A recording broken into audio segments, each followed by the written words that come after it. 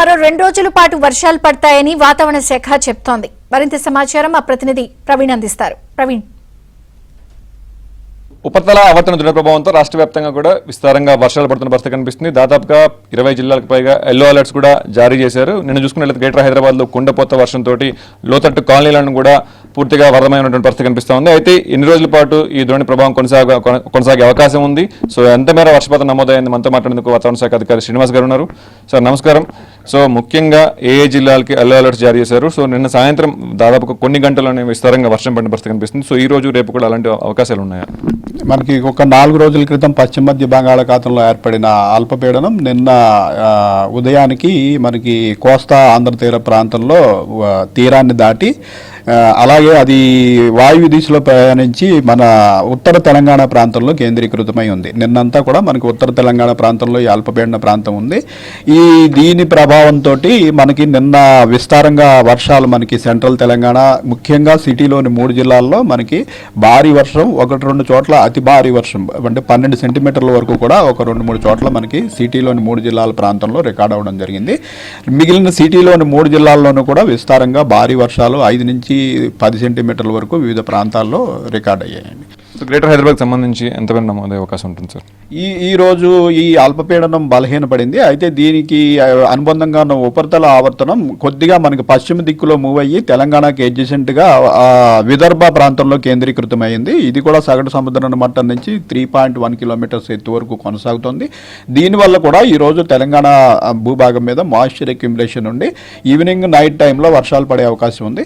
So ఈ రోజు చూసుకున్నట్టయితే మనము ఇటు నార్త్ తెలంగాణలోని ఆదిలాబాదు, కుమరంభీము, నిర్మల్, నిజామాబాదు, కామారెడ్డి, మెదక్, సంగారెడ్డి, వికారాబాదు, అలాగే మన సిటీలోని 3 జిల్లాల్లోనూ మెడ్చల్, మల్కాజ్గిరి జిల్లా, ఈ మనకి అడ్జసెంట్గా ఉన్నటువంటి సిద్దిపేట, జనగాము, ఉమ్మడి మహబూబ్ నగర్ జిల్లా, జయశంకర్ భూపాల్పల్లి, ములుగు, భద్రాద్రి కొత్తగూడెం, ఖమ్మం ఈ జిల్లాలకి ఈరోజు ఎల్లో వార్నింగ్ అంటే 7 to 12 సెంటీమీటర్స్ ఈ జిల్లాల్లో 2-3 చోట్ల భారీ వర్షం పడే అవకాశం ఉందని ఎల్లో వార్నింగ్ పెట్టడం జరిగింది.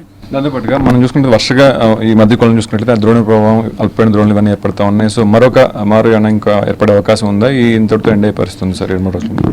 మనకి మాన్సూన్ల యొక్క తిరోగమనం అనేది నిన్నటి నుంచి మనకి ఈశాన్య వాయువ్య రాజస్థాన్ నుంచి స్టార్ట్ అయింది. అయితే ఈ మాన్సూన్ తిరోగమనం సమయంలో కూడా మనకి 1-2 అల్పపీడనాలు ఏర్పడే అవకాశం ఉంటుంది. మనకి ప్రస్తుతం ఉన్న సమాచారం ప్రకారం వాయువ్య బంగాళాఖాతంలో ఒక అల్పపీడన ప్రాంతం ఏర్పడే అవకాశం ఉంది. ఇది బలపడినట్టయితే మళ్ళీ మనకి నెక్స్ట్ వీక్ కూడా వర్షాలు కొనసాగే అవకాశం ఉంటుంది. సో నిన్న కురిచినటువంటి వర్షాల ప్రభావం అంటే ఏ జిల్లాలో ఎంత మేర వర్షపాతం నమోదైంది? ముఖ్యంగా గ్రేటర్ హైదరాబాద్కి సంబంధించి ఎంత మేర అధిక వర్షపాతం నమోదైంది? గ్రేటర్ హైదరాబాద్లో 3 జిల్లాల్లోనూ విస్తృతంగా వర్షాలు పడాయి. చాలా చోట్ల 5 నుంచి 10 సెంటీమీటర్ల వరకు రికార్డ్ అయ్యాయి.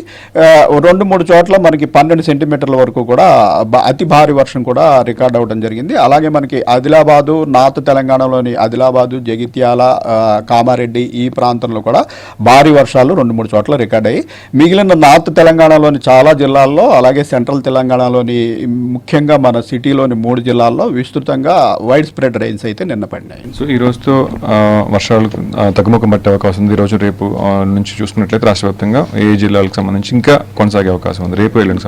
రేపు ఎల్లుండి కొద్దిపాటి అంటే మనకి ముఖ్యంగా పశ్చిమ దిక్కులో ఉన్న జిల్లాల్లో రేపు ఎల్లుండి మనకి ఈ దక్షిణ తెలంగాణలోని ఉమ్మడి మహబూబ్ నగర్ ప్రాంతంలో భారీ వర్షాలు కొనసాగే అవకాశం ఉంది.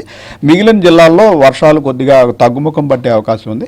తదుపరి మనకి ఈ వాయువ్య బంగాళాఖాతంలో ఉన్నటువంటి ఈ సిస్టమ్ కనుక బలపడినట్టయితే నెక్స్ట్ వీక్లో మళ్ళీ వర్షాలు పెరిగే అవకాశం ఉంటుంది. మరొక 2 రోజుల పాటు రాష్ట్ర వ్యాప్తంగా విస్తారంగా వర్షాలు కురిసే అవకాశం ఉందని చెప్పేసి వాతావరణ శాఖ అధికారులు హెచ్చరిస్తున్న పరిస్థితి కనిపిస్తోంది. తిరుపతితో ప్రవీణ్, ఏబీ ఆంధ్రజ్యోతి.